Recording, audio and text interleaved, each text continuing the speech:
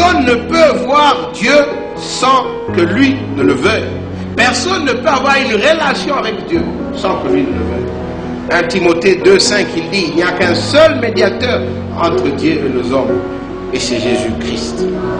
C'est important pour nous de nous souvenir de ceci. Pourquoi? Parce qu'au cœur du message de l'évangile, au cœur du message que nous disons, qui est le nôtre, c'est-à-dire l'évangile, la foi chrétienne, il y a cette vérité. Et quelle est cette vérité? Que le monde a rejeté Dieu. Que sans exception, Romains 3 nous dit, tous ont failli et sont privés de la gloire de Dieu. Tous, c'est-à-dire moi et vous et tout le monde. Tout le monde qui a vécu, tout le monde qui vivra. Nous tous, nous avons décidé de rejeter Dieu. Nous tous, nous avons décidé de faire fi de ce que Dieu disait. Nous avons décidé de ne pas prendre les paroles de Dieu au sérieux. De ne pas vivre nos vies sous la seigneurie de Dieu.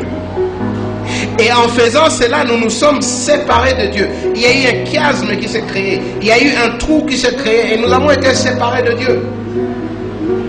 Et la grande question que l'on trouve dans la Bible, c'est de savoir qui réconciliera les hommes à Dieu. Qui rétablira les hommes dans une bonne relation avec Dieu?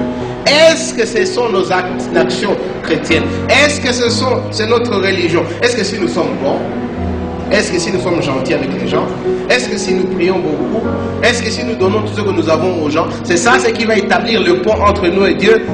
Et Jésus dit non, c'est moi. Je suis celui qui ouvre. Et quand j'ai ouvert, quand je t'ai donné l'opportunité de connaître Dieu, quand je t'ai donné l'opportunité d'être en bonne relation avec Dieu, personne ne fermera cette porte. Personne ne fermera. Et quand je ne l'ai pas ouverte pour toi, rien ne l'ouvrira.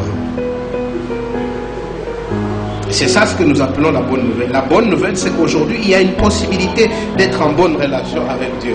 Aujourd'hui, vous pouvez devenir ami de Dieu. Vous pouvez devenir enfant de Dieu. Pourquoi? Parce que Jésus dit qu'il a déjà ouvert la porte. La question, c'est de savoir, est-ce qu'il a ouvert pour vous?